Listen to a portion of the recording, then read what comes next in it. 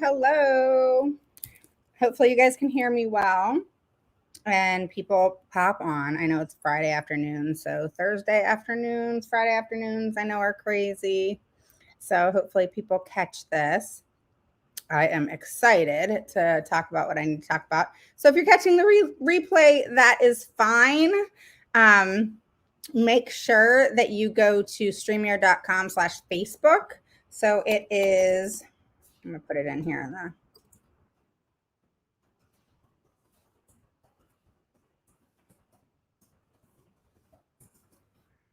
all right, so I put it in the chat.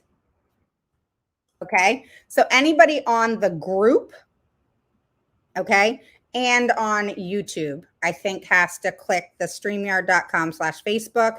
And then what happens is when you make comments, I can see your little picture. If not, it like has nobody. So I can see your comment, but I don't know who you are. Okay, so for those of you who don't know me, my name is Raven Woods. I'm the CEO and founder of Autism Mama Rocks IEP, and I help parents gain the knowledge and the confidence to become the CEO of their IEP meeting. What I didn't put in the title, which I should have, oh my God, is I'm going to be reading an email to you guys today. An email. Oh yeah, you want to know how to write emails? I'm pretty damn good at emails. I can be a complete bitch in emails, but I'm really good at emails, okay? And I'm going to give you an idea of things that I'm going to be delivering to you in the membership site. And I had a really good idea that I'm going to be showing you or really telling you about that I'm going to do with the membership site. You know, I tell you guys all the time, okay? I'm pretty transparent about things. You got a question, ask me, I'll tell you the truth. But I think about everything in the freaking shower, all right? So I have put a basket in my shower, and it has a paper and a pencil so that I can write the crap down that I think of in the shower because there's such great ideas, you know? And then you forget them, and I forget them all the time. I'm like, oh my God, all the ideas I think of in the shower. So now I have a piece of paper and a pen right in a basket outside my shower. Okay. Okay. So for those of you who are new, post a 1 below. If it's your first through third time catching me live. Hey, Christina, post a 2 below. If you're an oldie but goodie, everybody tell me where you are from. Okay. I just pulled the thing out of my phone. Tell me where you're from. And we'll go from there. I wonder if I can go back because I think people would love that. Let me see if I can edit it. Yeah, I think. Here.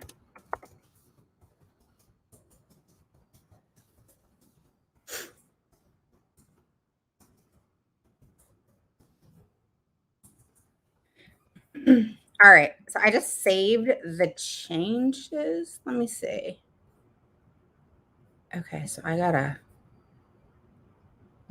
do it on all of them because I think this is gonna be huge for people. If people see that, I'm actually gonna read you guys an email. I was just talking to the parent; she totally was cool with it.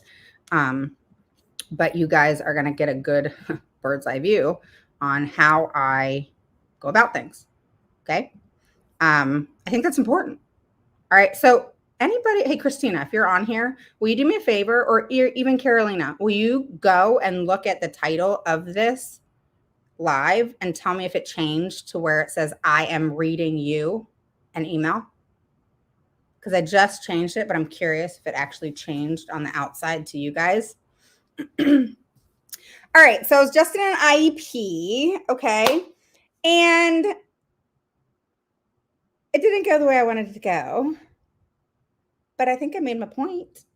And we'll be going back to it another meeting. It's whatever. But let me explain why I'm saying that. Not it's whatever, but let me explain.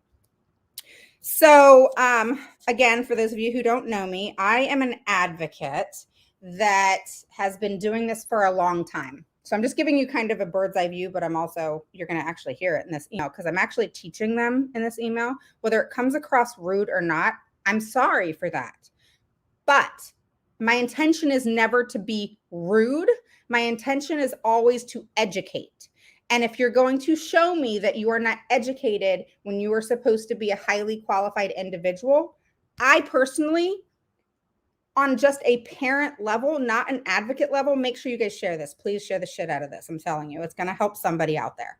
All right. So forget about like if you really want to share it for you, share it for somebody else because I got some good stuff in here. And I think reading this email will give a lot of people some insight on how I deliver emails, why I deliver them the way I do, and why they get the reaction that they do. Okay. In your group, it says OT done in the bathroom. Yeah, it says that, but it also should say above that for example, it should say for title, I am reading you an email plus IEP meetings and unprofessionalism, blah, blah, blah. But then the description should say OT done in the bathroom, blah, blah, blah. I don't know, whatever. Okay, so here's the deal thank you for sharing. So what happened today is this is a student that I worked with last year, the parent, and this is actually an adult student. Okay. Last year in school. Oh, well, that sucks because I put it here. And I saved the changes too. Oh, well.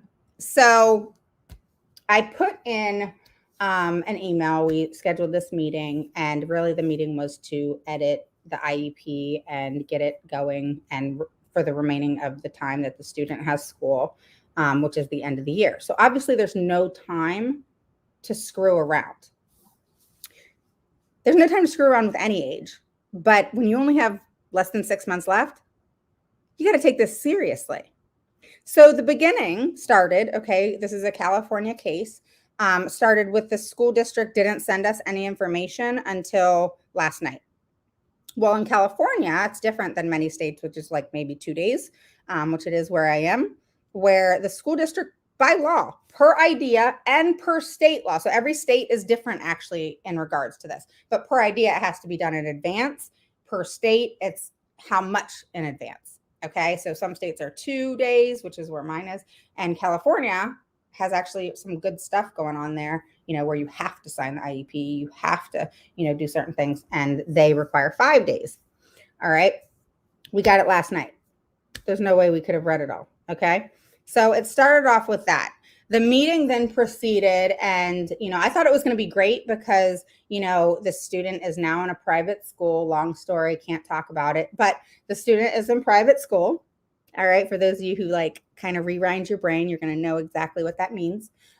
Is now in private school and is fine, safe wise, but mom kept communicating. No one responded, but they called her yesterday to go over goals. But, she's still kind of in that mindset of, well, why didn't you guys return any of my emails that I had left? I have concerns. There's lack of communication. Why are you wanting to change some of these goals? All these different things, because the goals were put in place just last year, right before the end of the year. Okay. So I'm going to read this email to you and let me tell you how the meeting went. This is a first. I spent 2 hours with an occupational therapist. 2 hours teaching her. I'm not an occupational therapist. Okay. I'm an advocate that has a ton of knowledge, but I'm not an occupational therapist, but I do know every area in regards to the IEP. But I want to hear from you, all of the staff members and people involved, because that's how collaboration happens. All right. I know I posted, hey, who out there, is told by their district to be quiet in IEP meetings. And everybody said, yeah, me. Well, that's time for that to stop. Stop. Stop telling teachers to stop talking. Stop telling teachers less is more. I'm sorry, but parents should know everything about their child so that they can help. What do you mean less is more? Like, WTF, okay? Just seriously. All right. Like, I have no professionalism when it comes to that. I actually have complete disrespect, disregard, and it disgusts me because parents need to know everything that's going on, not to blame. That's where it comes from. That's where all that resentment and stuff, it comes from, that the lack of communication. So she didn't know how to write goals. She was unable. I always say, if you can deal with me, you can deal with anybody in an IEP meeting. And every question that I asked her in reference to the goals, she contradicted herself. So I'm going to give you an example. All of these students' goals, because she's an adult, she's 21, and this is her last couple months. Okay. We changed all her goals because of the severity of impact to functional goals versus academic. Okay. And the occupational therapist, the first thing that comes out of her mouth is, well, this first goal, she changed the first goal. Okay. And so I said, well, why are you changing the first goal? And she said, because, I didn't understand the goal that was in place with the 12 steps, et cetera, et cetera.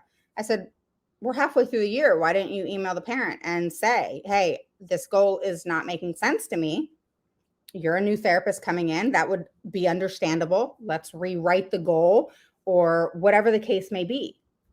I do not understand to this day why anybody, not just therapists, but anybody, teachers, whomever, staff member that works with a child, if there's a goal that isn't working for you, or you don't understand, or isn't working for the child, or the child mastered, or there's an issue, then we expect you as parents. If you're a parent, think about it like that.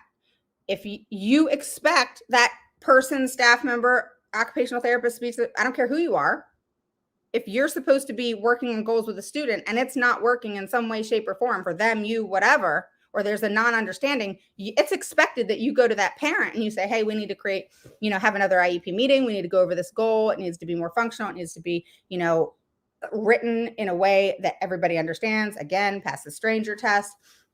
And you fix it. It's a simple fix. It's not hard. Why is it that they wait till you go to a meeting? This is why I say you can't just do annual meetings, because this is the things that they do. People are like, oh my gosh, you just go after them and this, that, and that. The reason I go after them is because I have no more tolerance for the bullshit. I just don't, and that's why I say I'm either the advocate for you or I'm not, because I don't do bullshit. But I will tell you, I am the most understanding, empathetic advocate that you will meet. And the reason I say that is because, well, one, my daughter is a teacher, and so I get that side, but I'm just on the other side at this point, but I do get that side. And I respect teachers to a T. There's so many teachers that I'm like, I say to them, oh my God, please don't leave. Please don't leave. Please don't leave. I mean, we need teachers like you, or even like my daughter's occupational therapist, or, speaks. They're so freaking amazing. I'm like, please don't leave. Please don't. I would die, So it's like, you want these therapists, especially good ones, to stay. And I have nothing but respect and admiration for them and what they do. But then you have the other end of the spectrum with it. And I will not say that they don't mean well, all of them. I mean, you have good and bad and everything, but I wouldn't say that about this one. What I kept having a gut feeling of is she's not experienced. She doesn't know how to respond to my questions. And none of my questions, I will tell you, I'm very direct and to the point. And when I read this to you, you're going to say, oh, that was said well. No emotion. Zero. You can have no emotion in the IEP meeting. For me, advocating. Okay, I can't go that route, even though I've totally broken down in IEP meetings and cried and been all upset because I was so darn mad that and I'm so passionate about what I do, and all I care about is that child receiving FAPE individualized for them, that, there's teams that just blow it out of the park. But don't forget to share, everybody. So I asked her tons of questions, okay? And I've never spent 2 hours with the occupational therapist before. Like, what the hell just happened? And, mom and I were kind of laughing, but we weren't laughing because we were like, this is crazy, So she wasn't confident in her response to me. That was number one. That's a big deal to me. If she's not confident in responding to me, how can I believe that she's confident in working with a student? You have to look at that. If someone is not confident in responding to your questions because it's a direct question and they may not like it, that's a red flag. If you respond and say, oh, well, this is what she said, I want to take it out because when, I'm doing this goal, she's, rolling her eyes and she's, wanting to run away and she's wanting to do these things, all her behaviors, which is why she has a BIP. Hello. I said, and as we went through goals, I said, why is it that every goal that she has a behavior to, you want to get rid of? I said, anything that's challenging, you want to get rid of. Why? Well, that's not it. It's just, I'm just trying to suggest something different that's functional. I said, but you didn't answer my question. Why is it that every goal that's in place right now, you want to change because they cause behaviors or a behavior happens and you don't want to deal with it? Because that's what you have said. You didn't say it in so many words, but that is what you have said. And to be quite honest with you, it doesn't. And she's like, that's not what I said. I said, no, I didn't say that's what you said. I said, that's how you're coming across. That is how I feel. And that is what you are saying to me. That is what I'm hearing. And she said, well, that's not what I said. I said, well, let me explain something to you. What you feel that you said doesn't matter. She was like, and she fixed her mask. And I said, yeah. I said, let me give you a pointer, take it or leave it. I said, all parents care about is that a therapist cares, or a teacher or whoever, and that they have empathy, and all they want to do is serve that child's needs, help them make progress in any which way as possible, and speak with the parents as human beings, not be scared to talk to them and keep the communication up. And if something's going wrong, be honest and transparent. That's all parents want, to be honest. Teachers are bitching about parents and how they're on their ass and this, that, and the other. Well, guess what? If there was real good, solid communication, that wouldn't happen because parents wouldn't have to ride their ass. And if good, solid communication happened and the ability to say, hey, this isn't working, this is not working, we need to change this up, being transparent with the parent, and saying, but reassuring the parent, saying, what is your ideas? What are your thoughts? I remember, my school, once we kind of healed some things, they would come to me and say, what do you think? What's working for you? Because this isn't working. And I would give my input. I'd be like, yeah, it's not working because Sky doesn't do that. If you put a substitute with her, she's going to run all over that person because she's smart. She knows she doesn't have to do the work because they don't know what to do. They don't know her BIP, all these things. And I knew that, I didn't expect, someone to sub for a day and expect to understand the BIP. So don't be unreasonable like that. But, expect if someone's there more than a couple of days that they better understand that child's stuff. And I explained to her that she needs to show that she cares. She can't keep, saying, hey, I want the easy way out. I said, that's how you're coming across. And I said, how long have you been a therapist? And because we were at goal 2 of 3. Again, repetitive. She does this, she does this, she does this. The child has disabilities. She actually has severe disabilities. Okay. And you cannot blame the disability on why you're not educating. Okay. You still got to educate. If there is issues, then we address the issues, but we still educate. So I said, how long have you been an occupational therapist? And one thing, real quick, one thing that came to mind is when we were arguing about the first goal and I was explaining to her that she could not use occupational therapy verbiage because the parent did not understand. All right. And this parent is not, her first language is not, English. And so, and again, I talked to her right before this. So she's all good with me, going live about this. She actually was like, yes, do it. So I said, honestly, I don't even understand it. I said, adaptive, this, that, and the other. I said, that could be a range of things. You need to put in parentheses, i.e., and give some examples. Or if you're going to say, a certain method, then you need to do an i.e. and examples. It has to be understood by the parent, no matter what. And then she made the comment. She goes, well, this does not go along with my education. I said, I don't care about your education. And she just kind of rolled her eyes. And I said, let me explain. Your education is over here at this point. Okay. We know you're a licensed occupational therapist. All right. So I said, you need to forget about your fucking education. I know I said that. All right. And the reason I said that is because it's like going to a doctor. Would you go to a first-year doctor if you're thinking that, say you have a lump in your breast or you have something serious going on and we're not going to first-year doctors. I would go to a doctor with experience or in that field. Okay. So I said to her, that is how things go, and when you have experience, knowledge comes with experience, not so much the educational piece. I said, I have 2 master's degrees. Guess what? It taught me about being an advocate. All right. Sure. I have a brain on my shoulders. Sure. But I said, I teach, stay-at-home moms who have, one lady, she has a GED because she's been through some stuff in her life. And she's one of the smartest people I freaking know. I said, I don't judge anybody. So I said, it doesn't matter if you have a PhD or you have nothing at all. Being an excellent advocate comes from in here and comes from passion and comes from wanting to help children and not dealing with any of the fuzziness that comes along and being able to override that fuzziness and trample right the heck on over it to be able to make sure and ensure that that child receives FAPE and that child receives the best education that they can possibly have. Technically, in verbiage, in regards to idea, it's, what's individualized and appropriate.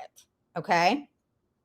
So when she hit me with the degree piece, I'm going to tell you guys, that was a red flag. And that came with experience as being an advocate. If ever anybody brings up their education, I had the same thing happen with an attorney and I called them out on it. If anybody brings up their education, okay, that's a red flag because no one gives a rat's butt about your education when it comes to my kid. I don't care who you are, what you're doing. All I care about is the end result. So I said, how long have you done this? And she explained that she got her degree in 18, but then she had a baby and, then she, started doing this. So this was her first job. And I said to her, I validated her at first because I was serious about that. I said, well, I bet you're going to become a really good occupational therapist, because she's only done it for this year. And I said, we need really good occupational therapists. And I meant that from the bottom of my heart. But then I had to get back down to business. So I said to her, you being new at this is where my problem lies. We all have to start somewhere. I am not faulting you for that at all. You're just not the most highly qualified individual to serve this student. This student has severe disabilities. This student is nonverbal. She's 21. She, has very extensive, serious issues. Okay. Yes, please pass this. And I cannot allow someone who is not highly qualified. Mind you, highly qualified does not mean you're a licensed teacher. It doesn't mean that you're a licensed occupational therapist. License is a license. That's great. I'm glad you got that. I expect that. Okay. But highly qualified is different. Okay. So if you're going to be doing direct instruction with a child with special needs, the first person that can come into play is the SPED teacher, not the gen ed teacher. Okay, I always push for past the SPED teacher, but that's the first and only person as far as teacher wise that can do that direct instruction. Okay, that's number one. Number two, an occupational therapist, speech therapist, anybody. Okay, what I was saying to her was that, look, you're new. I'm so happy that you're on board. We need good occupational therapists. However, a good therapist, a confident therapist, a morally and ethically right therapist knows when to step back and say, this is not where my qualifications are, because she made a comment about methodology, so to speak, and how they do things in occupational therapy, and how if she wrote the goal in such a way that if somebody else came into play, that they may not do things that way. I said, so what? That's why you say, hey, we need to have an IEP meeting. Let's meet. Okay, let's change the goal. Done. And how does that bypass people? It's not hard to come to the table for 30 seconds and say, oh, let's change this goal. Not 30 seconds, but you know what I mean? And I said, even with certain goals like this, I have school districts email me. We will change the goal right here on email. All right, you send me what you're proposing. I'll send you what I would think. You know, if it's something we can change real quick, we'll do it via email. We don't have to go to the table over one OT goal if it's not, you know, a huge thing. You know what I mean? So, I mean, this was all new to her. And so I was like, fine, I'm a teacher. I texted mom. I said, I'm going to give lesson 101 here. All right. Rocco. I don't know why he was barking. Sorry. All right. So here's what happened. Rocco. Hold on 1 second. Come here, Jake. Come here. Okay. So moving on, I said, you know, that's when, you know, I really got down to the nitty gritty with her. Hush, Rocco.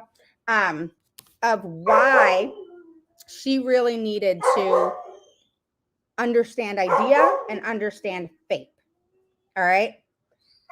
I then asked her why she was avoiding behavior and dealing with behaviors.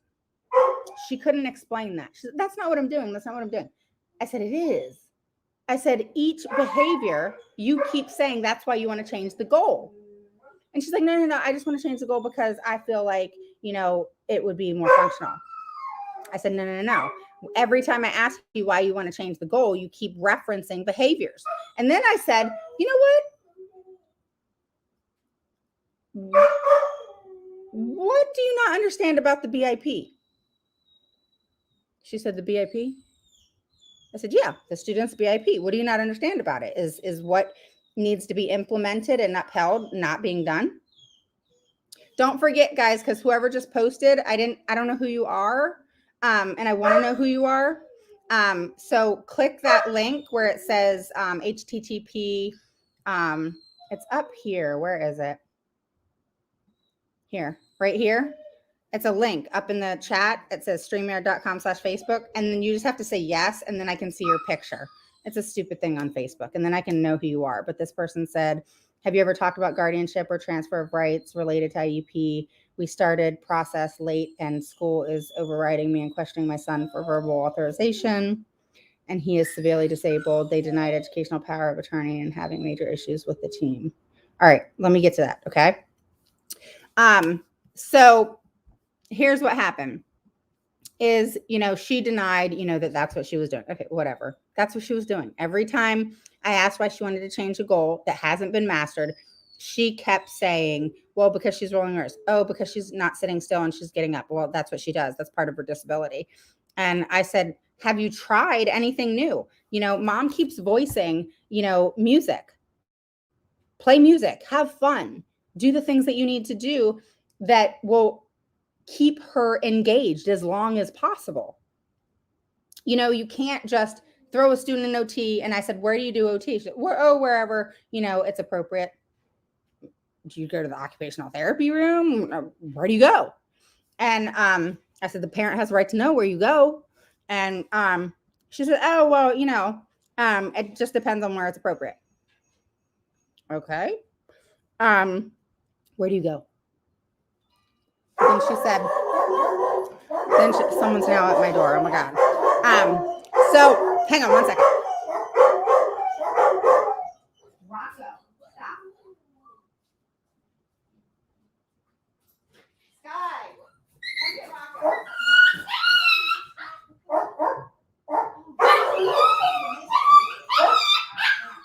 Skylar, you have to go to OT. It's amazing. All right. Yes, that's fine. Okay, sorry guys. All right. Everything's crazy. I probably should have waited to go live. All right. So she basically said that Rocco, stop. She basically said that she did not see the BIP in a nutshell. And that's when I said, okay, we get a problem here. So basically you're unable. Well, that's when I said, okay, so have you ever dealt with a child with disabilities like hers? And she said, no. And I said, does anybody support you in dealing with the student? Do you have a mentor? Like, what's going on? And Skylar, hurry up. And she said, no. So then I turned to the director of the district, because again, this child's in private school. And I said, we need to figure this out because this person is not qualified. And yes, I will say that in an IEP meeting because it has to be put out to everybody. I don't do that whole, let me email just the director and then the director deal with it. No, I put it out there for everybody. Everybody's on the same page. There's no playing telephone with me. All right. Everybody's going to know. When I get emails from, like, say, the director or just the speech therapist or just the teacher, and they just put certain people in there because they don't want everybody in there, I then put everybody back in there and everybody's on the same page. I don't play that telephone stuff of, let me just tell this person or that person and this person's in left field. They don't know what's going on. I don't do that. If an email's coming to me, I'm sending it to everybody. So, we're all on the same page. Everybody knows because everybody works together. Everybody has to collaborate together. Okay. The teacher needs support from occupational therapy. Occupational therapy needs support from the teacher. The occupational therapy and speech can actually work together. I'm big on co-teaching in the regards to, the co-therapy with occupational therapy and speech. It's beautiful. It works great for many kids, not all, but many. So I push for that a lot for certain kids. What, Sky? Yeah, she's here. Do me a favor and open the gate for Rocco because he's going to drive me crazy. Then the director didn't say much. And then the director of the school pipes in. And she's been piping in this whole time, okay? And so I got to get to this so you can understand the email that I wrote. And I'm going to get to the email so you can hear it all because I think this is an email that's going to actually go into the membership, all right, to show you how to respond to certain things in the right way, in a way that is not emotionally directed, all right? Again, easier said than done. As a parent, I had a lot of struggle with this, a lot. I sent so many darn emails that I had to send again and again because I had all kinds of emotion that I was like, crap. Now I got to send another one because I didn't say everything I needed to say. Then I had so much emotion in that one. I had to send another one to say what I needed to say because I had so much emotion. I was so angry that it was all over the place. And I like emails to be in sync. I like them to have this timeline. Come here, Rocco. Come here, Rocco. I like them to have a timeline. Come here. Here you go. I like them to, I have a dog that I'm dealing with behavior issues with because we got the puppy. Now the big dog is being all, you know what, because he's jealous of the puppy. Jeez. I have to give him a treat when I give the puppy a treat because he went potty on the pee-pee pad. Why do you have shorts on? Are you crazy? What's wrong with you? Huh? You better get some pants on. So, seriously, Sky. She just went to OT in shorts. You know what? I'm not even going to fight it. So here's what I wrote. Okay. Oh, the director pops on. We're going to end this meeting. We're going to end this meeting. You have been so rude to my staff, and we are not going to put up with that. And I knew that I wasn't rude at all. Okay. What I am is direct, to the point. I don't sugarcoat and I don't bullshit. And if I ask a question, I expect you to answer it directly. And I expect you to answer it with confidence. Confidence comes with experience. Experience is what I want working with my child. We're not talking about me going to the gym, hanging out, you showing me how to do something. Oh, okay, I didn't hire you. Okay, you didn't know how to do it, whatever, right? This is, you are educating my child, okay? This is not personal. So many take it personally, and it is not personal. We do not hang out and go to the movies together. This is not personal. What is that? VOMRED? What's that? All right. So it's not personal. Okay. So this is what I said. Mom's on the call with me, and this is what I said. So it's long. Okay. As I read this, this is what I'm going to request of you. Okay. As I read this, I'm not going to be looking at your comments. I want you to post comments in what I'm saying. I don't care what they are. And you guys will not hurt my feelings. I actually want questions that are direct and to the point. And if you really have a question, don't be afraid to ask it. Okay? Because if you're questioning something that I said or why I said it, I want to answer that for you. Okay? So as I go through this email, it's a little bit long because I'm educating them in this email. It was sent to the director of special education in at the school district. It was sent to the director at the private school, and it was sent to the whole team. Okay. And then obviously the parent. So here we go. You ready? All right. How can we have confidence as a beginner advocate? Well, I can help you with that. But yeah, I mean, just like she said, it's everything comes with confidence comes with time. Okay. So I wasn't blaming her for being new. I was blaming her for not being honest that this was too much for her. And she was not able to deliver the education in accordance to FAPE for the student because she wasn't experienced enough. But that doesn't mean take her. I didn't even ask to take her out of the picture. You know what I asked for? I asked for someone else to come and mentor with her because I wanted her to learn, because she was a new occupational therapist. I respect that, but that doesn't mean the child suffers because she's learning and she's new. So I tried to solve the problem and said, okay, let's get somebody in with her so that we can have this perfect scenario. Do you know what I mean? All right, so here we go. I said, hello. In discussing with mom, it is clear by what was said in the IEP meeting and 2 hours spent with an unqualified occupational therapist who needs mentoring and help was insane, meaning the 2 hours spent with just the occupational therapist. She clearly has no experience, but my gut was right as she validated numerous times, along with explaining she had no experience working with a student with severe needs, disabilities, as I'm just going to say Sarah, hence not wanting to deal with any behaviors or anything uncomfortable. Bottom line, when you have a student with such severe impact of disability, a new therapist is unwise and inappropriate. Further, she was clearly not trained on the BIP, which is to be implemented across all settings, and clearly that is not taking place. And I do bullets in my emails. No goals have been met. She clearly stated she did not fully understand a goal and how it was difficult, yet did not communicate with mom, the mom who sent emails and reference to this occupational therapist to the director that went ignored. These same issues were brought up in other emails by mom, and me coming back into play after months, because I didn't need to be in play after a parent, goes through the whole process with me. Then they call me when they need me with IEPs, and so that's what this was.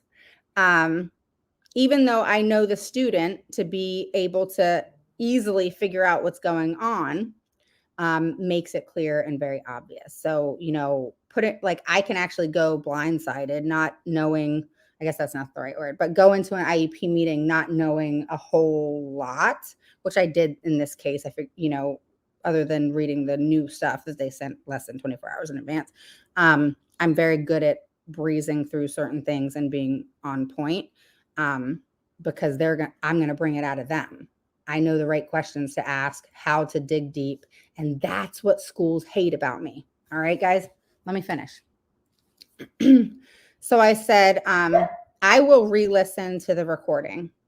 But at the same time, the parent wants an immediate change in occupational therapist and or a mentor, where a therapist is put into play with experience working with students with severe impacts of disability. At this point, the student has been denied FAPE and an appropriate education due to the lack of communication of understanding and goals, and not going to the parent to state another IEP meeting needed to be set in order to discuss and amend if necessary. So obviously, if a therapist doesn't understand the goals aren't being implemented with fidelity. Okay.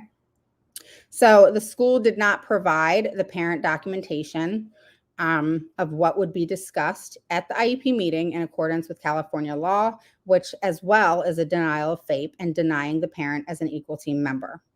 You can think I'm rude for asking direct questions, for expecting to have all questions answered to ensure individuals are the most qualified and seeing the whole picture. I'm okay with that.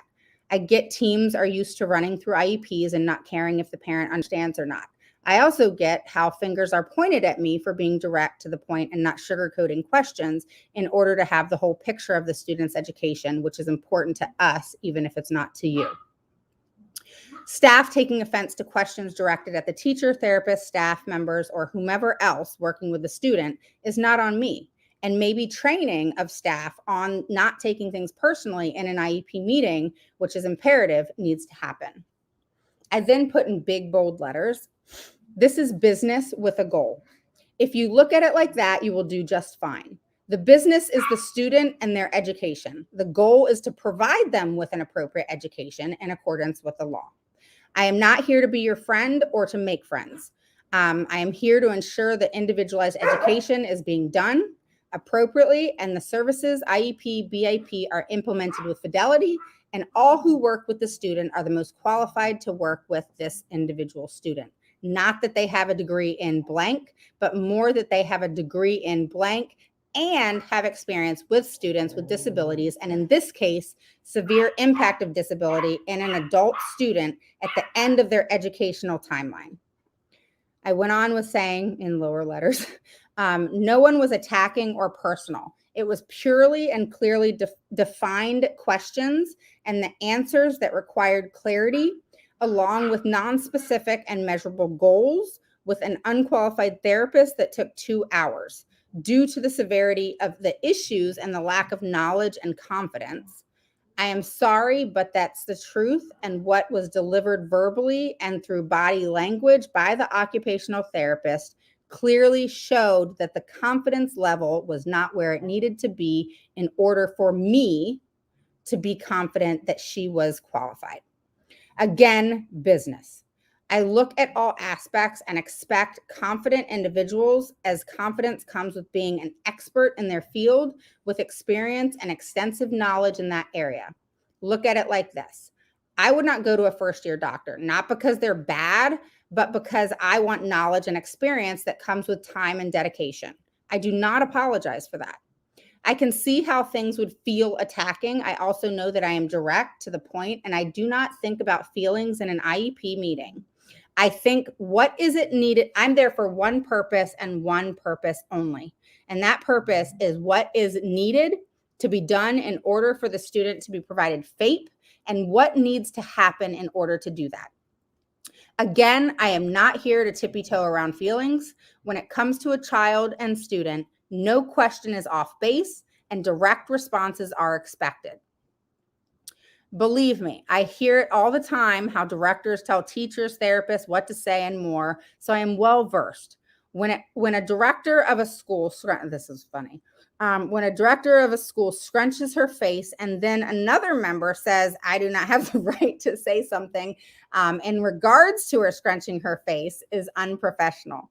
You need to remember the professionalism is on you, not me and not the parent. You have to look at me as the parent. I am the parent's voice, even though this parent clearly voices her thoughts and opinions and you ignore them.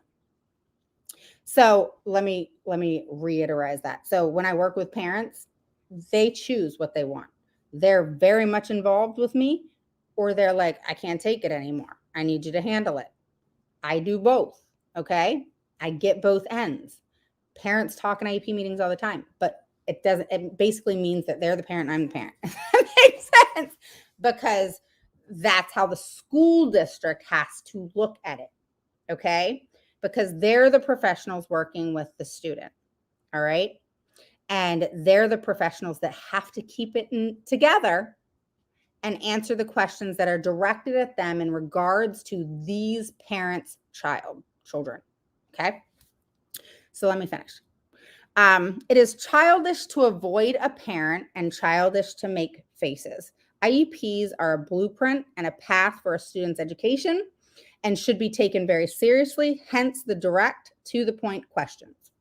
I apologize if you take it rude, but I made no rude comment whatsoever, and I was clear to say, I always started a sentence with, I feel, it sounded like, I heard, you implied.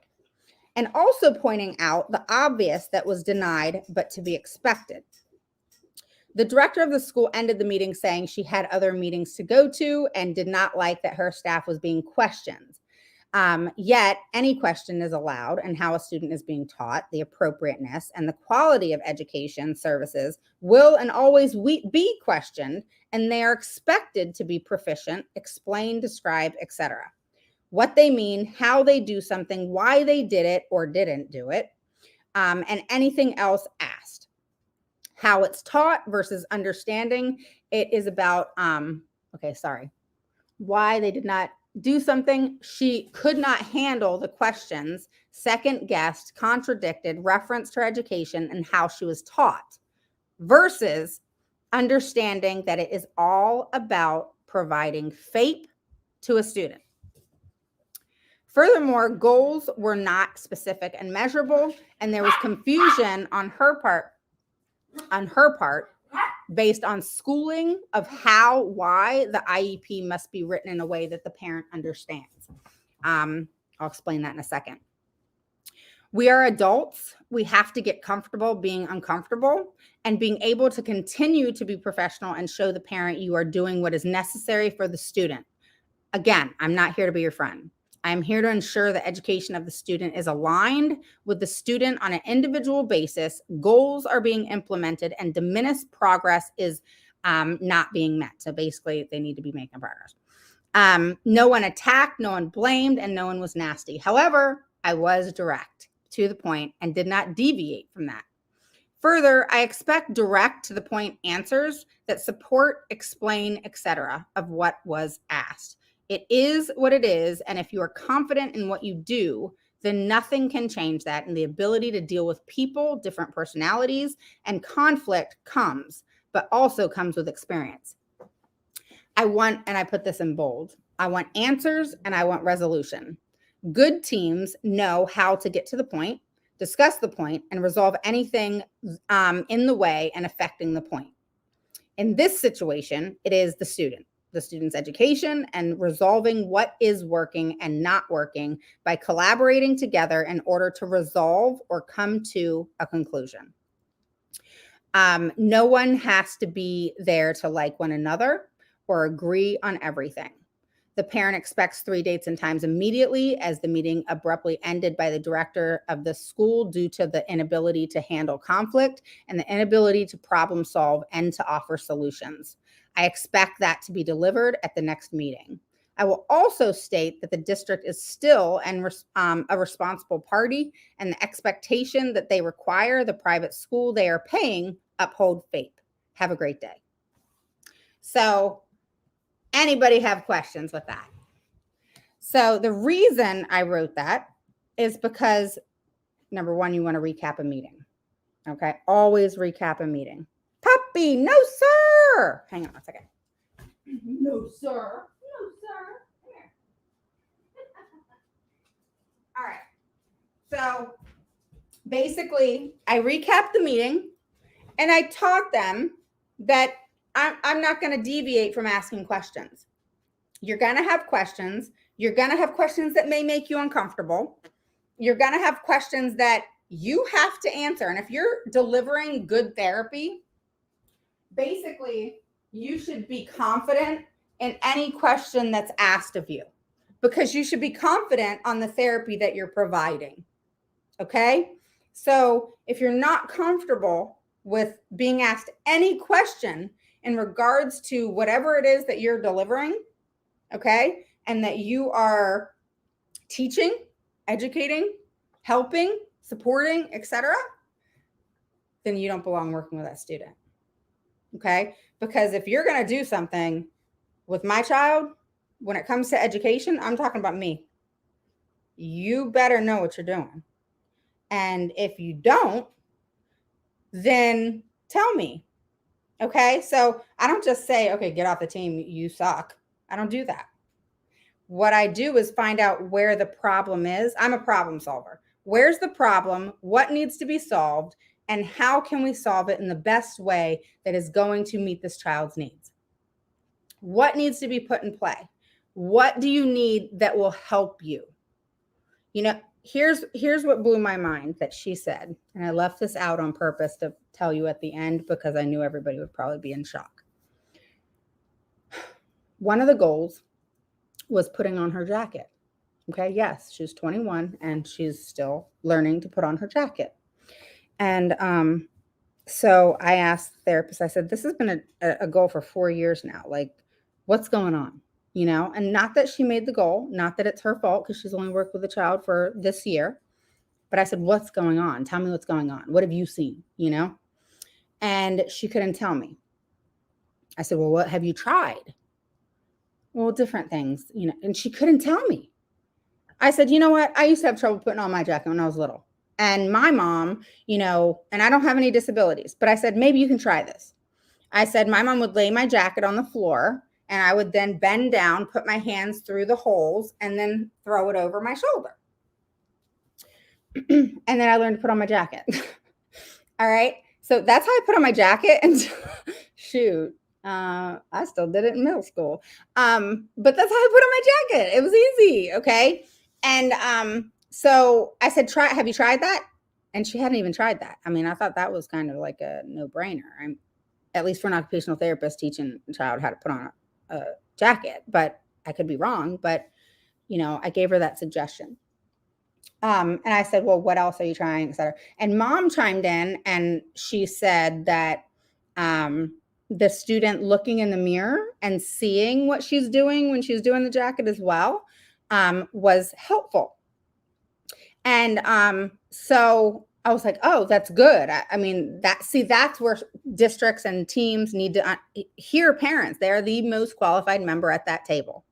And so that parent offered really good information. So the occupational therapist did say, oh, okay. And then she started talking about how she didn't have a mirror. I said, oh, you'll be provided a mirror. Your director's going to buy one for you. And then this is what she said. She ignored what I said.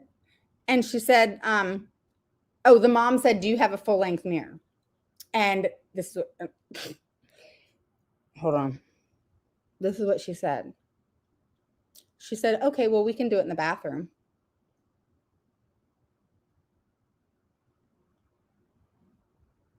Do you want to know what first came to my mind when she said that? I don't know why.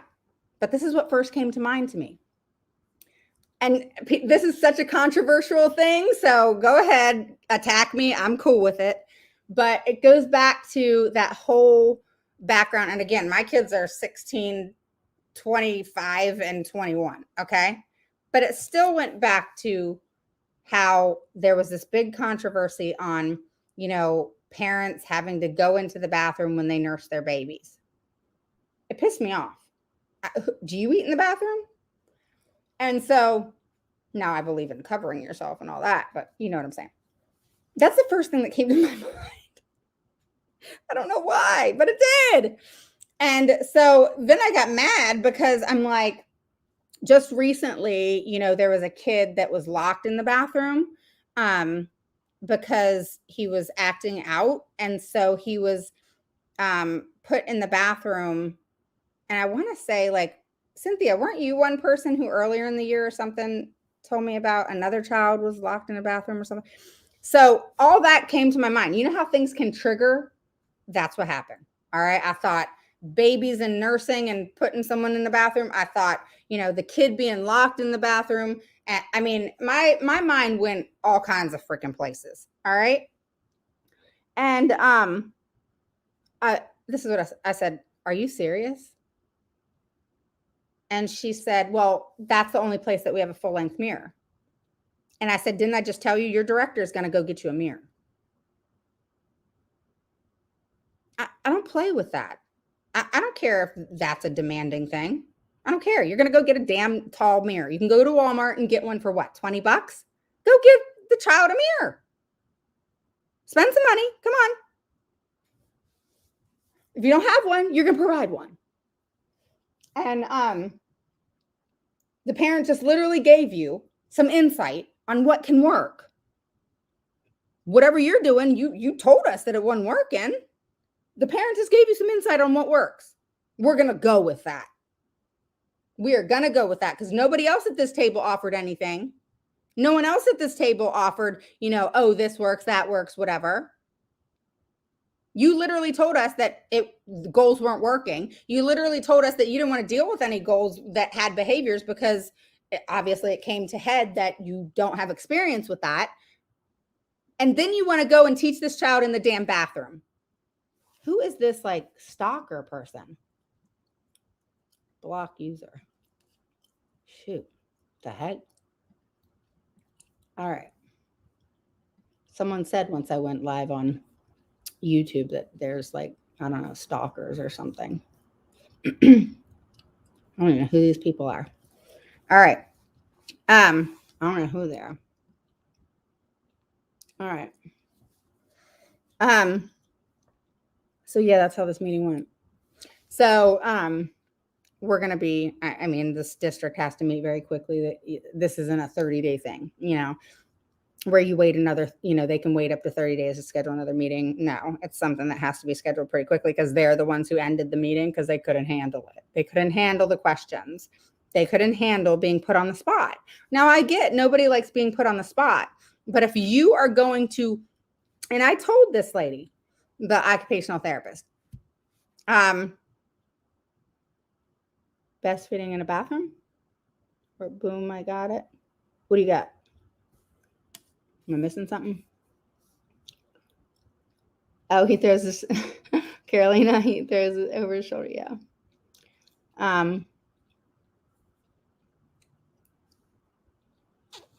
Oh, sorry, but I gotta say this.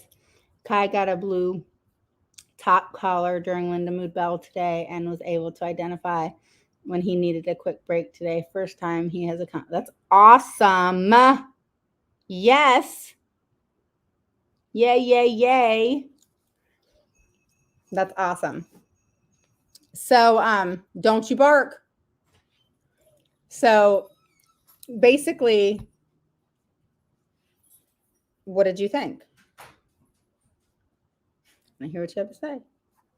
I know people are joining, so you'll have to go back and re-listen to hear the email that I just read to everybody and go through that. All right. So let me know your thoughts. I think I answered everybody's question. Okay. So yeah, make sure to share this. I know a lot of idiots would. That's right, Amber. And thank you, Marlene. Good email, direct and to the point, plus recapping. Yeah. So here's the thing, guys. I'm not really sure how, I think I told you guys my friend Karen, she, I guess someone I don't know this story. I just know what she did on TikTok. And she had said, that somebody, I guess teacher, district, whoever contacted her and said, don't put, things on TikTok. And so she made a funny TikTok and said, if you don't want me to put it on TikTok, then don't give me a reason to put it on TikTok. Which I thought was funny because it kind of goes to show that I can only speak for myself, but, good advocates, and I mean good advocates, do not go into IEP meetings with the mindset of fighting. Okay. They don't go into the IEP meet. And I go into IEP meetings now with giving them the benefit of the doubt, even if I've heard nightmare things from the parent, because they haven't met me. I haven't met them. I will give them the benefit of the doubt. That doesn't mean I'm not going to hold them accountable or ask questions based on the things that they've done wrong that the parent told me about. That doesn't mean I'm not going to throw it out there so it's in writing of what has happened or captured on recording during the IEP meeting. Doesn't mean I'm not going to do that. What it means is I'm going to give them the opportunity to show me that they're ready to make it right. Because at the end of the day, that's all I care about is, okay, by the time I've come into play, all kinds of screw ups more than likely has happened. Okay. So if I went into things every time as, okay, I'm going to kill you at this, then it's really going to be unproductive. But if I give you the opportunity to say, you know what, things haven't gone right. We understand, instead of being so surprised that the parent brought in an advocate because you had no idea that the parent was unhappy. I have a hard time believing that. So instead, have some understanding, reflect on what has transpired that put the parent in a position to where they needed some support because they were done trying with you, because their child was more important and they needed to get the help right away. That you own it. And even if you don't own it and tell me verbally that you did it, just make it right. Okay? Don't even tell me that you did it. I don't care. Just make it right. Whether it's putting goals together appropriately and working together with me, whether it's putting the right services or accommodations in play in order to serve the student and his or her individual needs. Because I can tell you straight up, I don't ask for anything that deviates from what the child needs. All right? I don't. And I will tell parents straight up, no, I'm not a fan of a one-on-one if it's not needed, because it just creates dependency. I'm a fan of a one-on-one if it's absolutely needed for this individual student because there's no other option out there. And that for safety reasons, behavior, focus, redirection, whatever, things have been tried and didn't work. Okay? That's when, okay, we've tried everything, we've done what we need to do, et cetera, et cetera. So even though I'm not, but I'm not one that, you want a one-on-one? Okay, let's do it. Why do you need a one-on-one? What makes you think you need a one? And that's the questions I ask the parents, to really kind of figure out, is that really necessary or can we go a different route? Because you don't want to create that dependency. You don't want to create that need for someone by their side 24/7. And, there can even be, options, for example, Rocco, no. That dog's gonna drive me nuts. that the opportunity to have some freedom and the ability to be their individual selves is important. So giving the child the opportunity, so for example, at lunch or PE or whatever. Give me a second.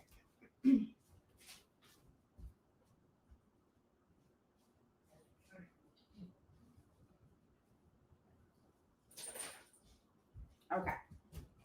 So giving them the ability, all right, to be their own person, be independent, because that's what we want them to be at the end of the day, when they're out of school, is important. Okay. So if they have a one-on-one, say, for core subjects or just for 2 subjects because math and reading are difficult, different things can be put into play versus somebody by their side 24/7. So hopefully all that makes sense to you. I think it was important to go over this. Rocco, come here. Just because, and I'm so sorry about my dog. Just because it's so, so, so important that we be mindful of red flags, number one.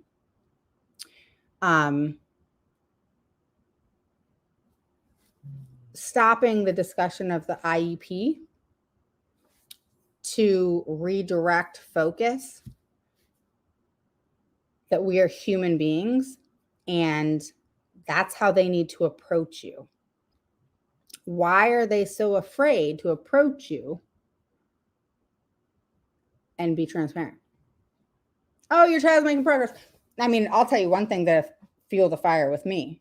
And I think that tolerance is at a 0 for me because I've seen so much and the whole good cop, bad cop thing go on. I've heard so many things that are just not true.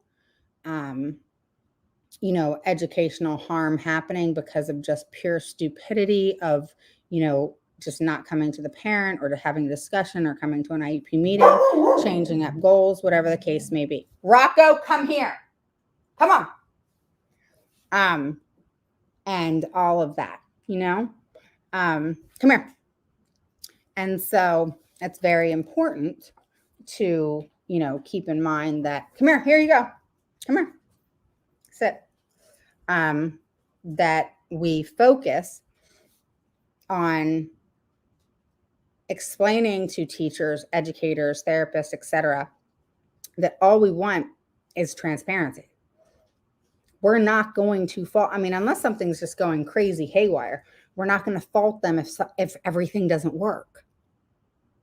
Everything doesn't work ever for anybody, always, right? Oh my God, I'm just done with him barking. But someone said to get that, I don't know, that spray. I don't know. But anyway, I try to let them know that, and I've already been on an hour, so I'm going to tell you about my IEP yesterday, tomorrow. But I think what is important is, for me, I'll just tell you for me, and I talked to my parents about this, and they've all agreed that that's what's important to them, which is we just want the child to get a good quality education that's individualized for them and that nothing deviates from that. I can't tell you how many times lately I've heard, but we'll have to see, if the schedule agrees with that. No, we're not. You can go figure out the schedule and how it's going to change, but we're not going to see how it agrees with that. I don't care how it agrees. You're going to make it happen however it needs to happen, but we're not going to see how it agrees with it. Oh, well, we don't have a class to take them out of. You're going to figure it out.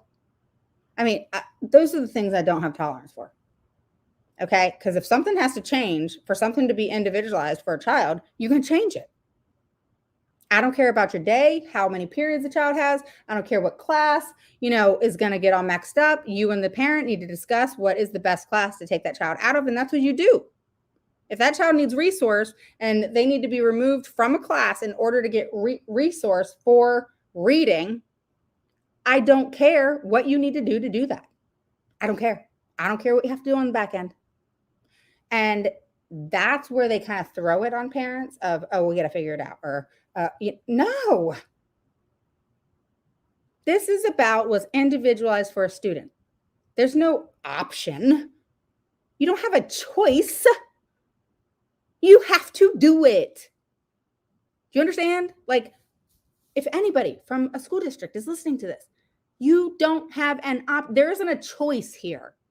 We're not saying, hey, pick A or B. This is, you're doing this.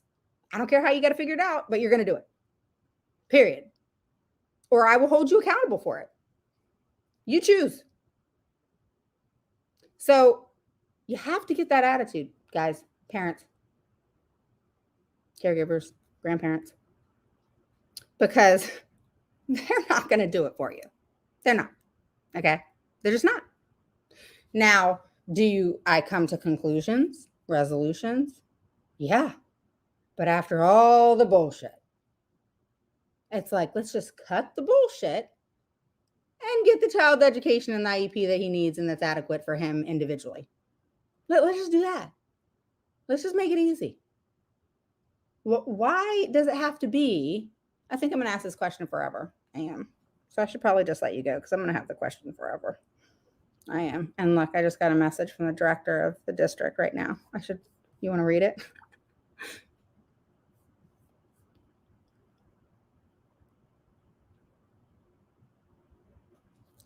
I'll read it. Thank you for your email. This is the director of special education for this school district. Thank you for your email. I will connect with the person's name and another person's name so I can connect more information regarding the OT concerns raised in your email and provide some potential resolutions. Hallelujah. Hallelujah. Thank you very much. I appreciate that. Thank you. Meanwhile, we will work on scheduling a follow-up IEP. If you or the parent, I'm not going to give you names, have time restrictions, etc., please let us know. We will then send out 3 alternative dates and times. She knows how I work. She's worked with me before. An update draft IEP will be sent out to both of you, for both you and the parent, to review in plenty of time for you to provide feedback prior to the meeting. Let me know if you have any questions. Holy crap. It took me writing that book to get that. I'm glad y'all were on this with me because there you go. I write the emails I write for the responses that I want. Okay? I want a certain response that she knows. Do you see how she addressed the violations, the fake violations? She said she's going to get with them in regards to the IEP, the OT concerns. That was number 1. Number 2, she says, meanwhile, I'll work on a follow-up IEP. She knows her ass better get moving. All right. Number 3, she addressed that she's going to send out with plenty of time for us to provide feedback so that the meeting can be a little bit more proficient. All right. And then she even uses the word potential resolution. She reiterated, that's what she did. She reiterated what I said because I was very specific. This is why I said what I said. This is what I meant. I didn't mean to hurt anybody's feelings. I didn't mean to, if you want to take it, I'm not taking responsibility that you took it personally. I'm not. Now, here's the difference. All right. You hear how I'm talking right now, right? I'm very direct. I'm very to the point. This isn't to you, but I'm not there to chit chat. Okay. This is my time. and my time to get this child what they need. I have no interest in arguing with you about stupid shit. If you don't know your shit, don't talk. Just tell me you don't know your shit. Hold on. And don't argue with me about idea. All right? Because I know it well.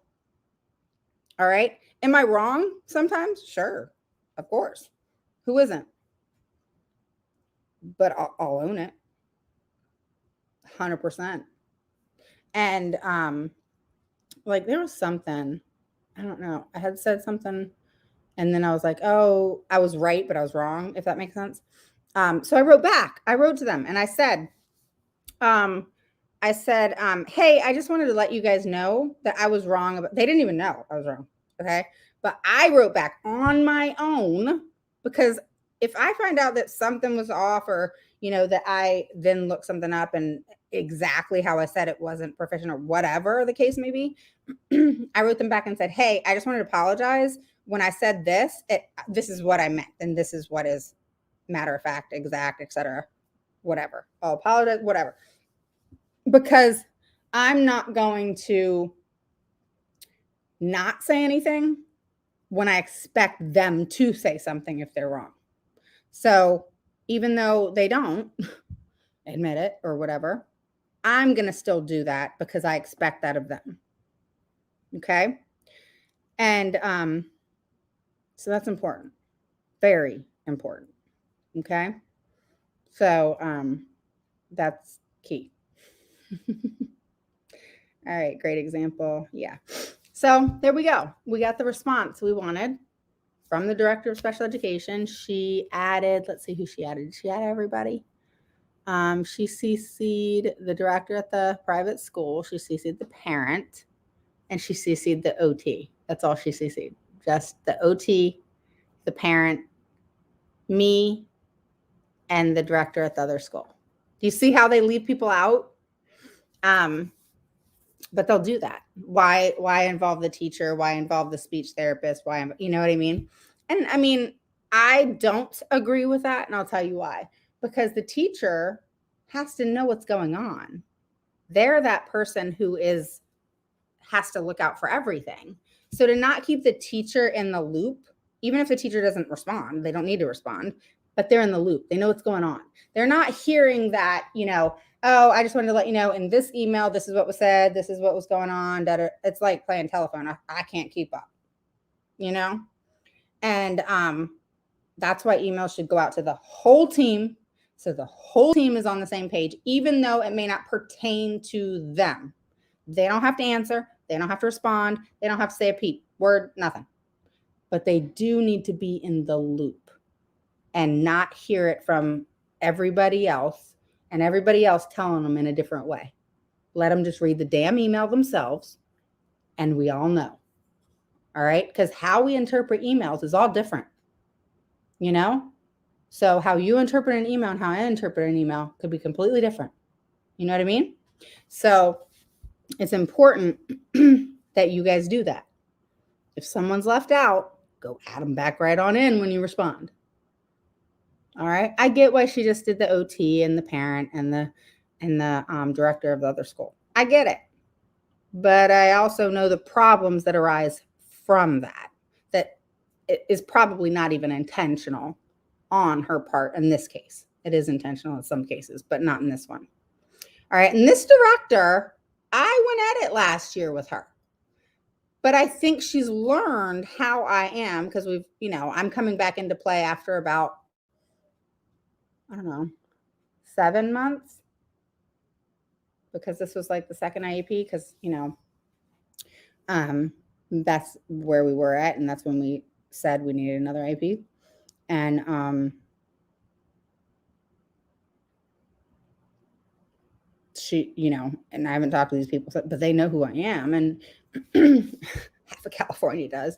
And she approached this in the right way. She did not always approach it right. I had to mold her.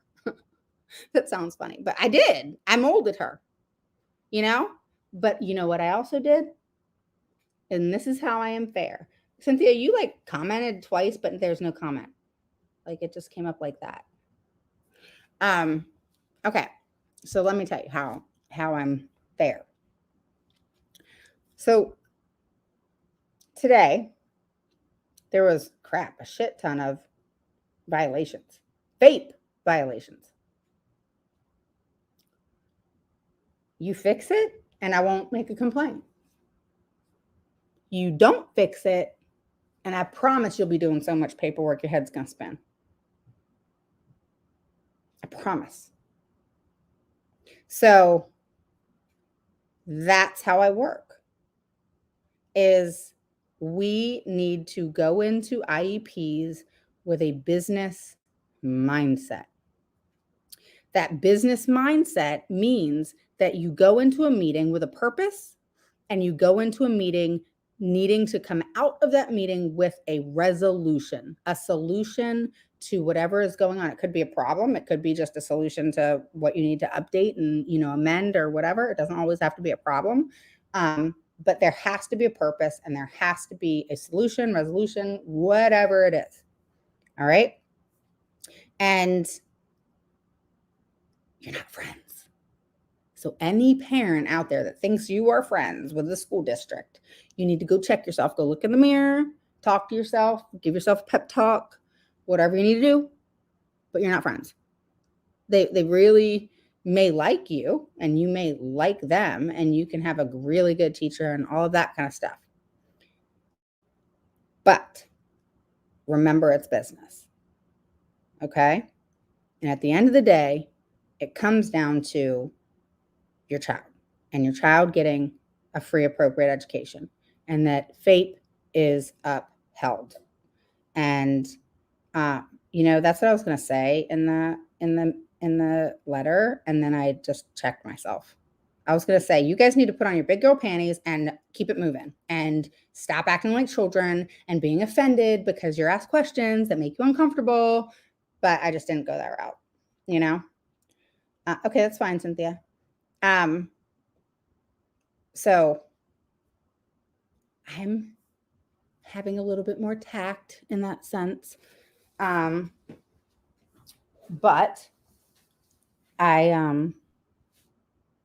because I you guys heard the letter. So, and those of you who are jumping on and just hearing this and you're like, what are you talking about?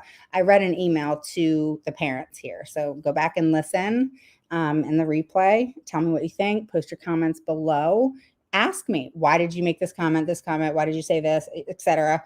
Tell me go back and listen to this. Tell me if you thought that something was like, whoa, that was abrasive. I'm curious what you guys think.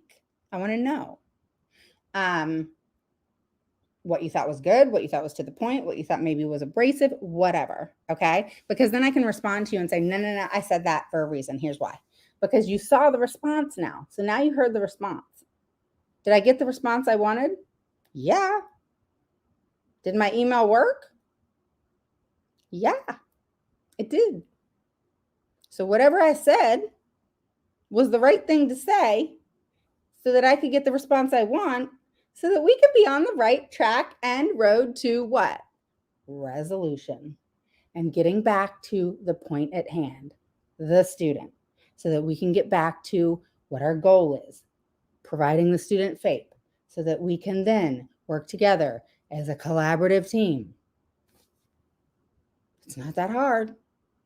It's really easy. You guys make it so hard for all the parents. It shouldn't be that hard. It really shouldn't. And it really comes down for a lot of people to their ability to handle conflict. Conflict resolution is a key point and something you can attribute to an IEP team. You have to be a person that has the ability to be direct, to the point, not emotional, be able to think quickly on your feet and be able to solve problems. Me, I come to the table, I'll give you all kinds of ideas, advice, use it, not use it, whatever. I don't care. But let's think. Let's think outside the box. Let's think about what we need to do. Let's think about things that we need to try. It can be a puzzle at times. We got to figure out that puzzle. Whatever it is that we need to do in order to solve the problem, we freaking do it. We do it. This is for a child's education. We don't need to be wasting time fighting each other. This is not boxing. Hi, Raven. I have a question. I will be appreciated if I get, yeah, sure. So the private school shouldn't follow. No, they should. 100%. Absolutely. If the school district is paying that private school, they better as hell be following that IEP. 100%. Don't you tell me someone's not following an IEP.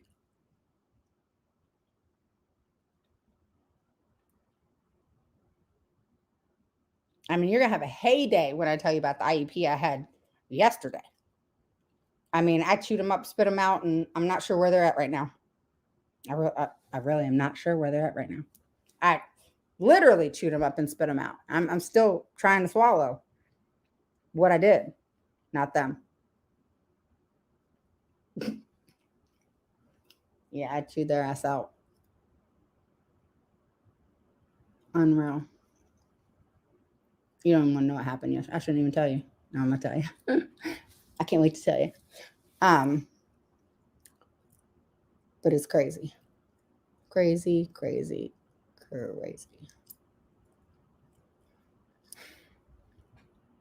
I hope things change. I mean, granted, it would put me out of a job. All right. It would put me out of a job. But I do hope things improve.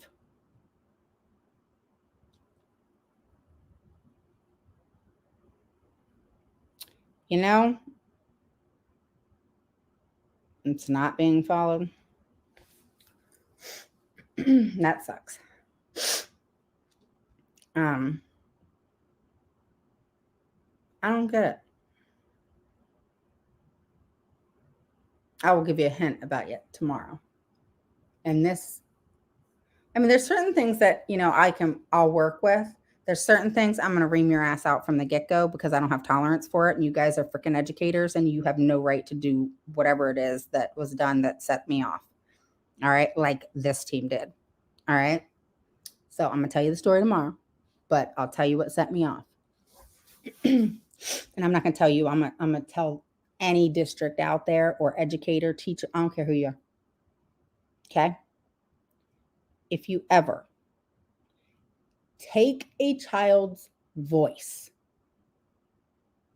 and remove it from the educational system, okay, from school, okay, where they're at, educational,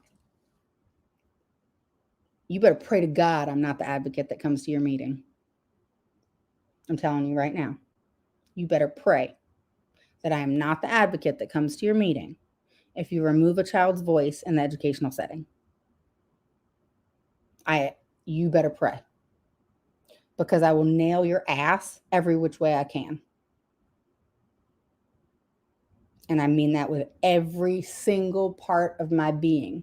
If there's any change that I want to make, and people can hate me all they want, I am okay with that. Because at the end of the day, if it gives children their voice back that are nonverbal in the educational setting because you removed their voice, or you made it to where a student cannot read and did not give them the opportunity to learn in the right way because you were not willing to try or go above and beyond to figure out how that child can learn.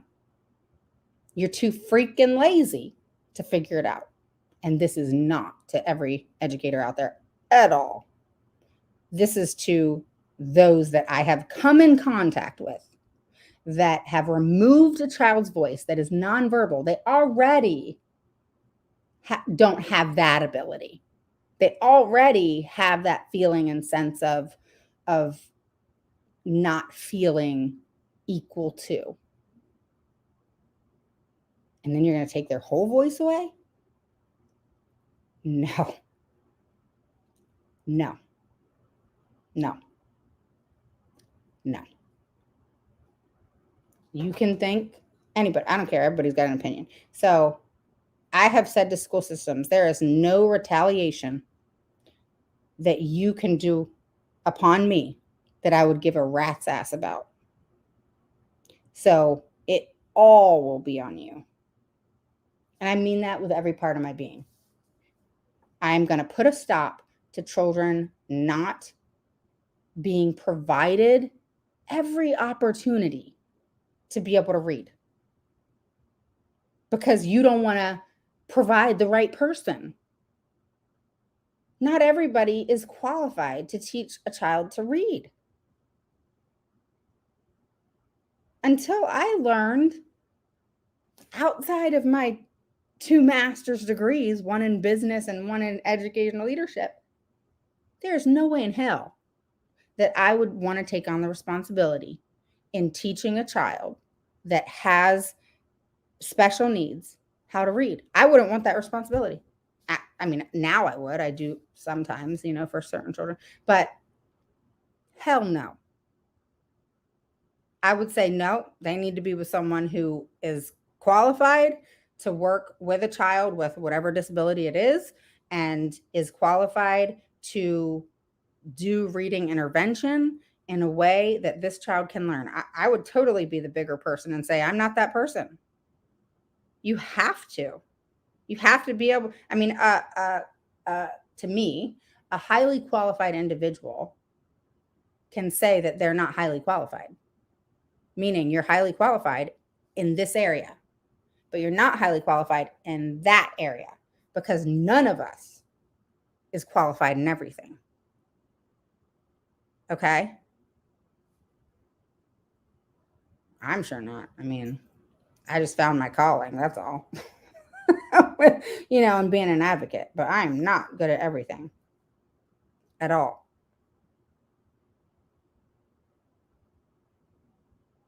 I'm quick, I'm witty, I'm smart, I'm good at, I'm quick on my feet, I'm able to, my mouth has no problems. I know how to advocate, I know the law, I know it very well. I'm very quick to admit when I'm wrong. I'm very transparent. I'm not perfect. I will tell you whatever the heck you want to know about me. I don't understand why people, I guess where I'm 45. Okay. I don't know the average age of my audience, but I'm at the point in my life where I don't care what people think. I know that what I'm doing is the right thing. Now, how people go about things, is it always right? No. I change it up all the time. That's what everybody does. Every situation's different. There's not one IEP that's identical. And you never know what you're running into. So I'm one where I'm at the point in my life that I've been through a lot in my life. I don't know about you, but I've been through a lot. So there's not anything that somebody could say, because you know how they are. They can be very vindictive, that could hurt me, that would affect me, that I would be, oh my God, kind of thing, I'd be like, yep. Okay, tell me something that I don't know, kind of thing, where you have to be confident like that too as parents. And then I'm going to get off. All right. I see y'all's coming. Just give me a second. If the school, I have a parent recently. She was taken to due process because we had asked for an IEE problem solved. They back off after they try to scare you. But that's what they do, is they were trying to scare her. And the first thing she was going to do is, okay, I don't want an IEE. And I said, no, you don't. No, they're trying to scare you. Who cares about their stupid attorney? And who cares? I mean, attorneys, bring them on. Please bring them on. I mean, is there something about an attorney that's supposed to scare you? Stop. Stop. Okay? Stop. Attorneys cannot do anything to you. Zero. Nothing. Nothing. Nothing. Nothing. Nothing. Attorneys their job is to be full of shit. Their job is to be full of shit, to scare the shit out of you, so you back off, and they did their job for their client, they got paid a lot of money, and then they're out of the picture. That's it. Don't be scared of them. Shit, I'll talk. Do you guys got an attorney? Can I just talk to your attorney? I've said that before. Can I just talk to your attorney? Because you guys are impossible. Can I just talk to your attorney? Then they never bring their attorney on because I just said that. Can I just talk to your attorney? You guys are impossible. Sometimes I'd rather talk to their attorney because they're a little more level-headed sometimes than the damn district. You know? Once they realize that, you know, I'm workable, but don't play games with me. Don't lie to me and don't play games with me. We can get along great. But if you lie to somebody about someone's child, that trust is very hard to get back. You know, it's like taking your kid to daycare. The daycare provider lied to you about whatever. It's hard to trust again, you know? So that's where school districts need to stop, you know? But they're so scared of failure to provide FAPE, failure to, you know, the child's not making progress, failure to, you know, I get it. It sucks. I do. But at the same time, you're going to win with honesty. Be honest with the parent. I bet they'll be, you know, a lot more understanding. They're not going to let their kid just fail. You're going to have to get it together, but they'll at least be a lot more workable than, you know, them just thinking you're liars. That's for sure. All right. I actually thought of you offering a mentor for someone who obviously needed to be trained with. Yes, I'm going to be doing that. Hi, Raven. I have a question. I will be appreciated. Yes. So the private school shouldn't follow the IEP. No, they should. Okay.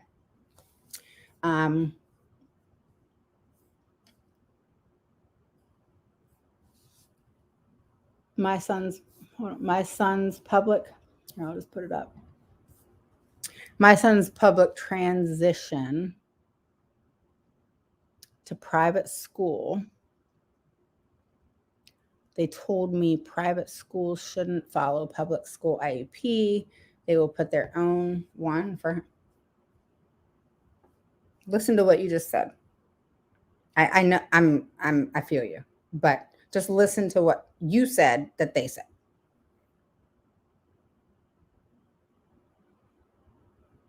They shouldn't follow the school's IEP. They should put their own IEP in place. I don't give a shit who puts the IEP in place. They got to follow the IEP. Okay? So if someone moves from Texas to New York, all right, that Texas IEP goes with that child. Woo, flies all the way to New York. Okay? That IEP from Texas is then in play in New York. Within 30 days, that IEP team has to meet. And they go over the IEP. The team has seen the child for 30 days. And I always suggest they need to do their own evaluations. Okay, then you come back to the table, you recreate the PLAF, you recreate the goals if necessary, and you go from there. Okay? Or if that team says, hey, you know, here's some ideas or whatever, and they're collaborative, cool, let's put it in the IEP. But if they're trying to like take when you know what's needed, then that's a big red flag. Okay. So that's what's up there. They will put their own one for him that what made them. Okay. So that's that. Does that make sense? Hopefully. Makes sense to you. All right.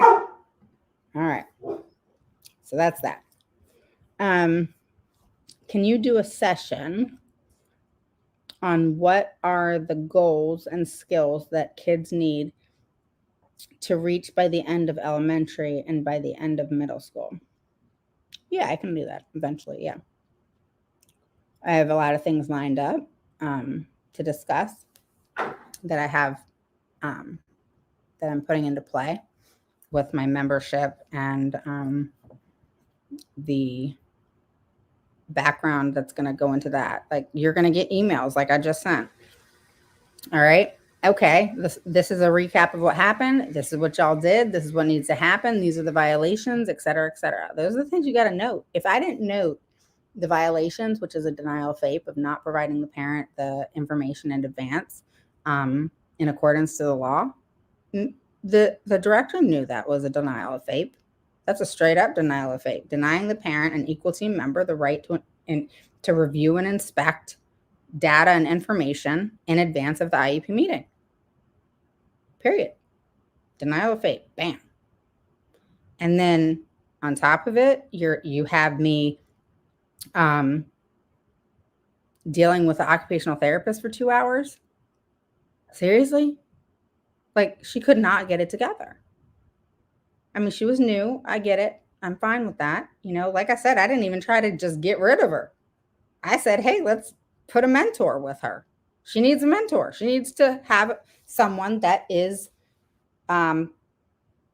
qualified to work with the student and has experience and can then pass on, hopefully, that good experience to her so that she can grow. There's nothing wrong with that. But the director at this private school who went, oh, she's an excellent therapist, I didn't ask that.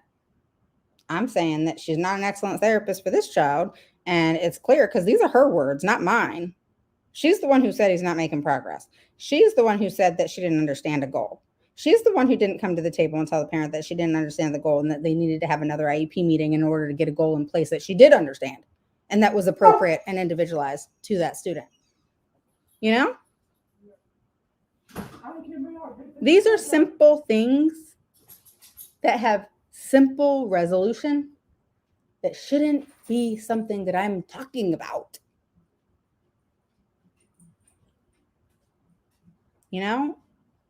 It shouldn't. She's an educator. If it's something that's beyond your scope, say it's beyond your scope and keep it freaking moving. No one cares. It doesn't make you insufficient. It doesn't make you stupid. It doesn't make you a bad therapist. It doesn't make you any of that. If anything, it makes you the bigger person to say, this is not my expertise. Not occupational therapy. Working with a student with such severe disabilities. Mm-hmm. Yeah. Do you see what I'm saying? So people that are highly qualified and people that are knowledgeable should be knowledgeable enough to be able to own what they're not knowledgeable about, and should have confidence enough in what they're knowledgeable in to not feel insufficient on the things that you're not as knowledgeable about. Because to act as if you're superior because you're an OT, and here's the funny thing, is at the beginning of the meeting, she was arguing with me about the damn goal and not putting specific methodologies, so you say, in as examples so that whoever came in next was held to that, was the stupidest shit. Because you just come back to the table. It's not that hard. Quit thinking. IEP teams need to stop doing this. Stop. Just stop. Stop. You put into play what's appropriate at the time. You go back to the table. I don't care if you go back to the table every day. I don't give a shit. Go back to the table and you change it. That's it. It's that simple. Quit being lazy and go back to the table. We're not going to put that in IEP because if somebody else comes in, then they're going to be held to that. No, they're not. They'll have to do it for a hot minute if the IEP isn't called right then, but then they're going to change the IEP and you're going to put the IEP in place and you're going to change things up. Yes, ma'am. And we're going to change it up and it all is going to be good. Can you work out with me? Yes. Give me a second. Yeah. Do you understand? It's that simple. That simple.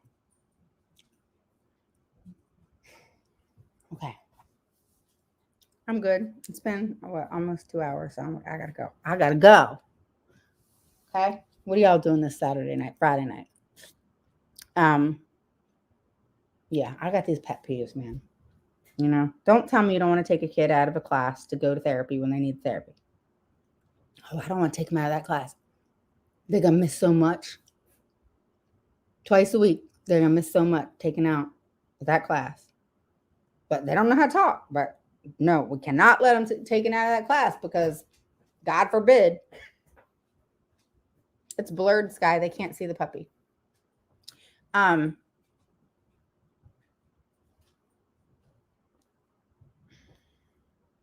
It's crazy. There's a troll. What's it? Where?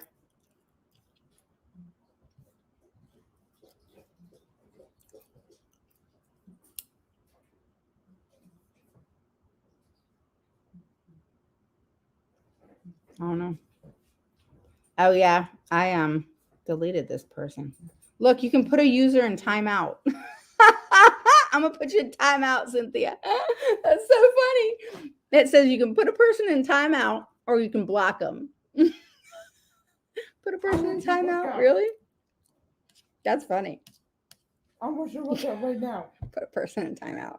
Seriously. All right, guys, I'm gonna go. Yeah, I What is that? I know. It's the charger. Yeah. Yeah, here, take this. So I guess that's it, y'all.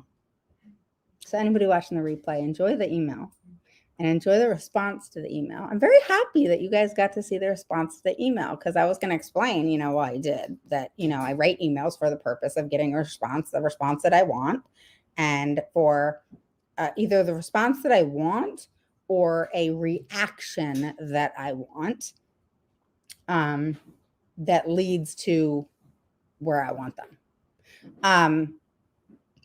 For example, a parent and I recently wrote a 38-page, which is longer than my request for due process in the states I do that in, a timeline. All right. Oh my God, it was extensive, but it got a reaction. I don't even know if they read it, but there's been so many violations and so many things for a kindergartner. And what did it do? It caused a reaction. Why? Because I need a reaction. I need you guys to act because you're not acting. Skylar, I said a minute. Don't ask me again. So when you're getting crickets, you have to write an email and get a reaction. And you have to write an email that's going to impact them enough that they don't have a choice but to answer.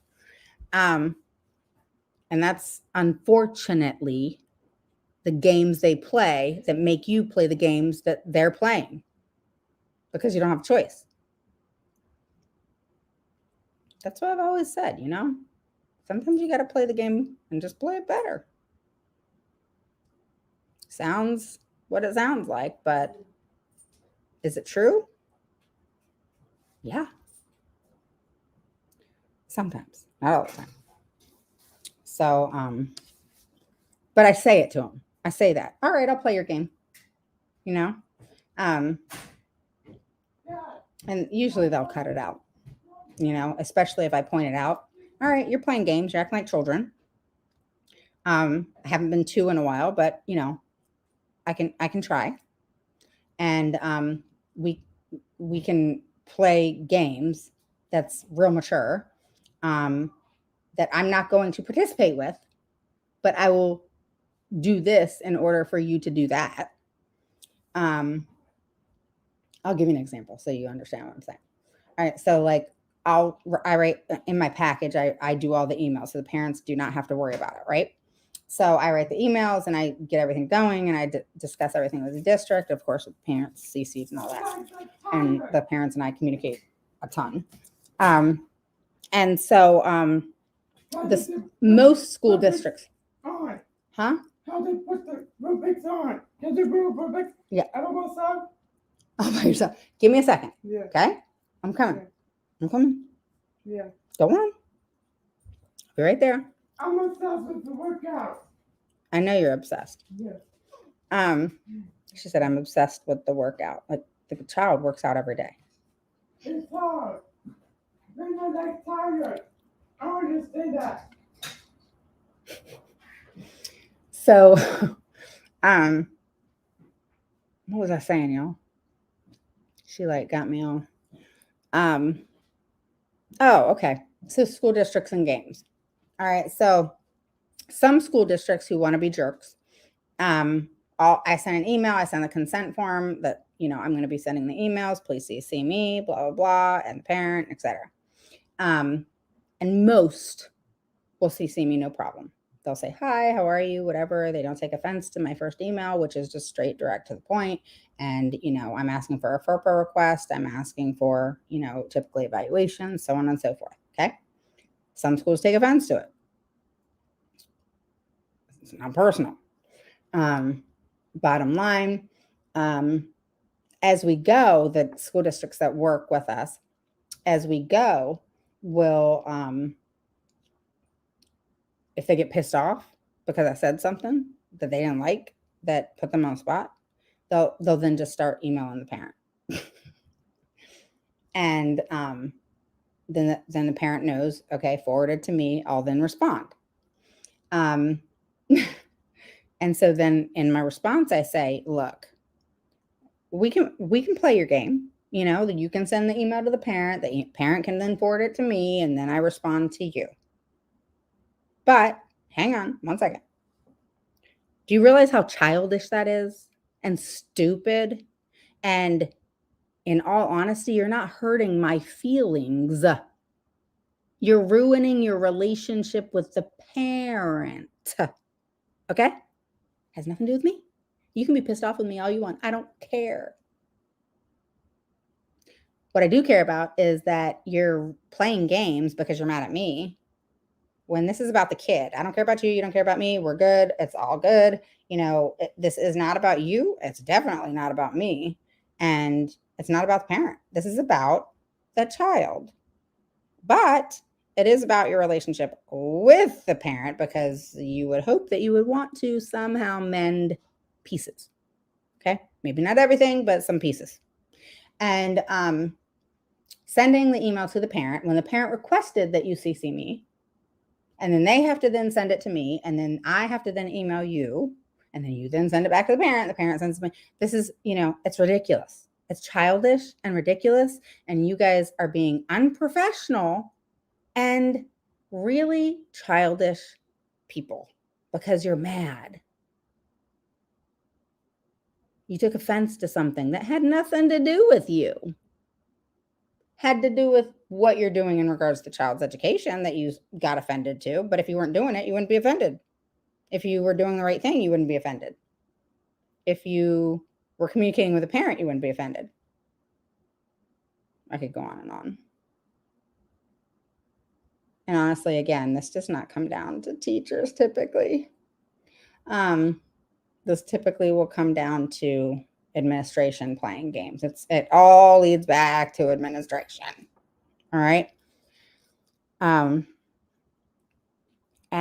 it becomes a game to them it becomes where administration gets mad. They then tell the team, okay, we're just emailing the parent, or we're this or that, whatever. And the team typically wasn't offended by anything. Or maybe one or two were, most weren't, whatever. But yeah. But yesterday, Alan was the teacher. Very rarely do I have a problem with a gen ed teacher. Rarely.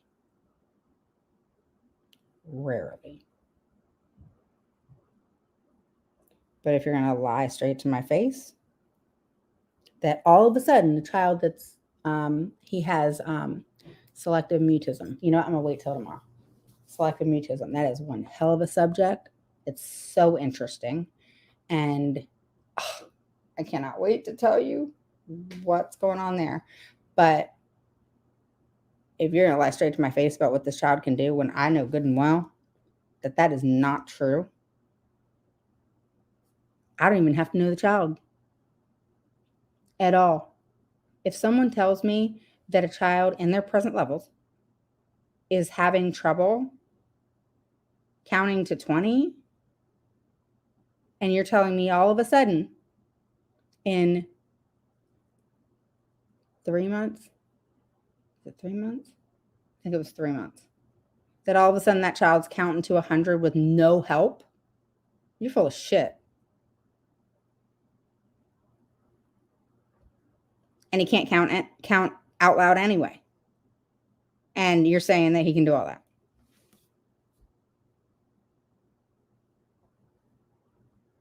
Who knows?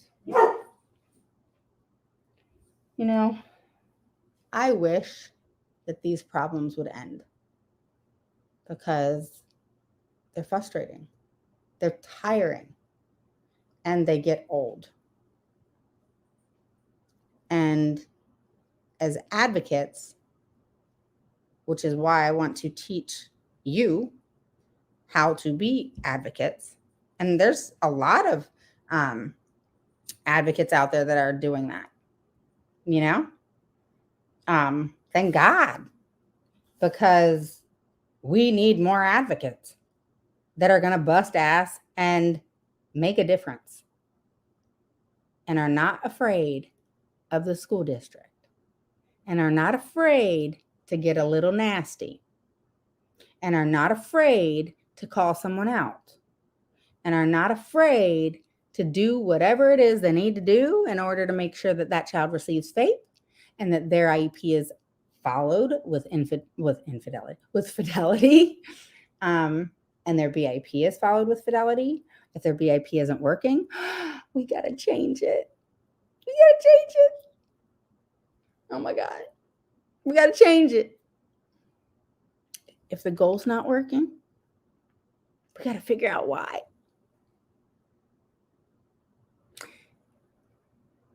If there's an issue, you got to talk to the parent because they know a lot. You could get a lot of insight.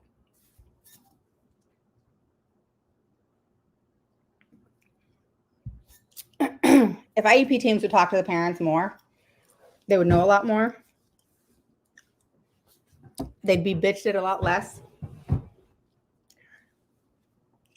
And a lot of problems would be resolved if they would just take some of the parents' advice. But unfortunately, some people feel like they know it and that's that. And how dare you tell me how to do it? And have that attitude. Me, I straight up say to IEP teams, I learn something at every single IEP meeting. I learn something new at every single IEP meeting. I have never been to an IEP meeting that I haven't learned something at. Not once. Or thought about, okay, I could change what I said here. This would work better. I don't know. I'm always striving to learn and be better and learn. You know what I mean? I mean, you can be really, really, really good at what you do and still want to learn and be better. And that's what I'm all about. I want to always learn. I want to always be open to constructive criticism. And I want to always not be offended. I'm not at all, but I never want to be offended, you know, by constructive criticism. And I actually want to use it to my benefit. So that's how it should be on the other end too. Okay, so I will talk to you guys soon. I will be on tomorrow. So we'll do like coffee and chat and Q&A. Okay. And if you haven't followed me on TikTok, you better go over there. Go over there right now and look at all my stupid videos. Just because I post them here too doesn't mean you don't go over there and follow me. Okay. So you can see all my stupid videos. All right. I'm getting better. All right. I'm not a youngin', and, they're all good and, great at what they do, millennials and stuff, But no, seriously, I'm going to start going live on TikTok. So go follow me over there so that you can catch me live over there when I go live. All right. Because with streaming, you can't do that on TikTok. Okay. So just because you're going to see me here doesn't mean you don't want to go see me over there. Okay. Plus you'll get a good laugh, I kind of have done some variety of things because I'm using TikTok a little bit different. That because Facebook has always kind of been my platform, even though I'm kind of moving over to YouTube and TikTok. YouTube I'm live on now, but for TikTok, I'm doing things where it's IEP related, but I'm also doing funny things because I want people to get to know my personality versus just being serious all the time and IEP related and all of that stuff, So you're kind of getting overall, an idea of everything. Hate that crap. Okay. All right, guys. Days, and then they cancel IEP meeting day. Goodness gracious. All right, guys. I know it's been a long talk, but I will talk to you guys soon. Join me for coffee tomorrow morning. So watch for me to go live. Make sure you click notifications so you know when I go live. And don't forget to go over right now. You have 30 seconds, for, a minute.